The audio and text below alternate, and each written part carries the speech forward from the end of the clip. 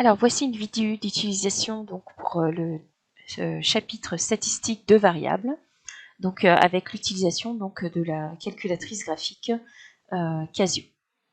Alors, donc on va partir d'un exemple chiffré. Donc ici on a le relevé des montants des commandes pour l'année 2019. Donc on a donc au fil des mois, donc de janvier à décembre, des montants de commandes. Alors, en statistique de variables, on doit avoir, je vous rappelle, des données quantitatives, donc c'est-à-dire des chiffres. Donc, c'est pour cela que l'on a donc donné au mois donc des numéros de rang. Donc, sachant que janvier, ce serait le rang numéro 1. Donc, le rang du mois, ce sera donc première variable, la variable x, et le montant des commandes, ce sera notre variable y.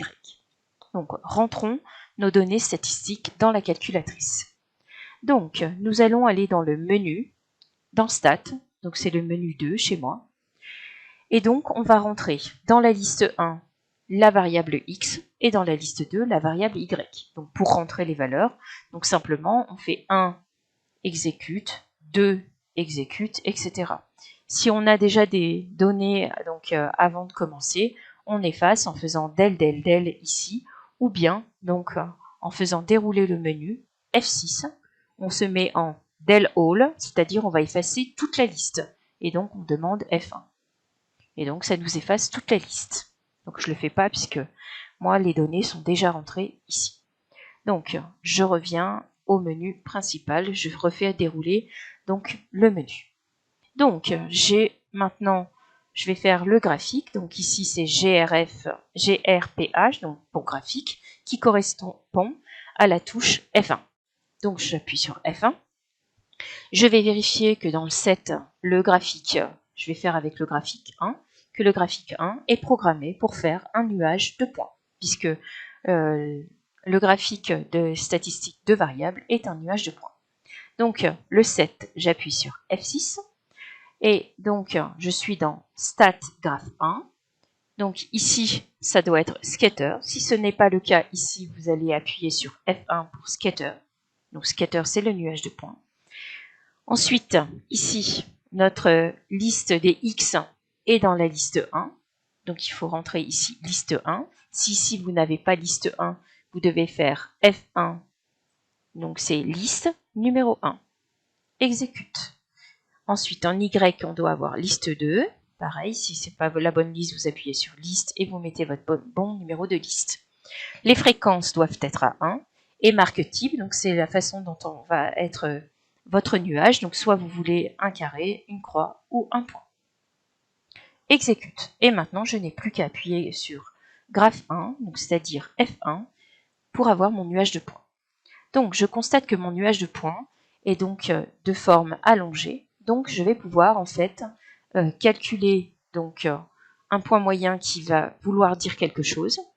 Et on va aussi pouvoir déterminer donc un ajustement affine, donc c'est-à-dire une droite qui va remplacer mon nuage pour pouvoir faire des prévisions par la suite.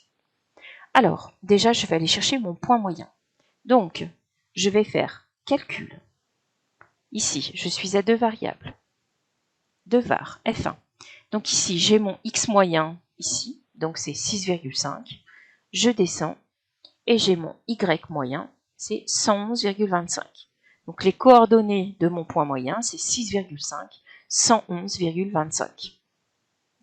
Ensuite, je vais aller donc chercher la droite d'ajustement puisque j'ai vu que je pouvais le faire puisque mon nuage était donc allongé. Donc, j'appuie sur F6. Donc, là, je veux faire un ajustement affine. Donc, les ajustements affines, c'est ici. Donc, c'est dans X. Ici, je vais faire un ajustement donc avec la variable x, donc ax plus b. Donc j'appuie ici.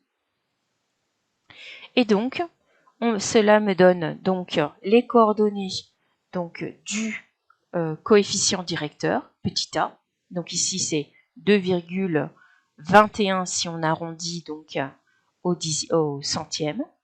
Et l'ordonnée à l'origine qui est de 96,91 ici. Donc, mon A, c'est 2,21, mon B, c'est 96,91.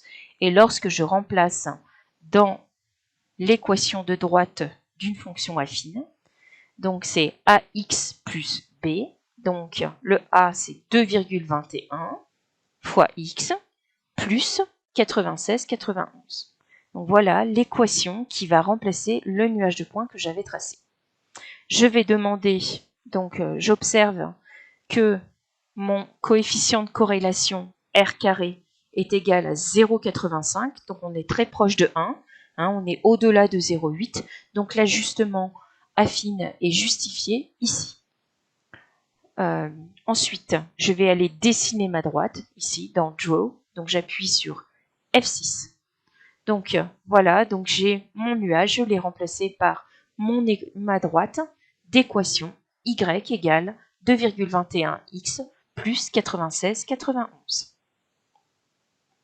Donc pour information, vous pouvez retourner ici à F1 si vous voulez revoir vos coefficients A, B et votre coefficient de détermination R carré.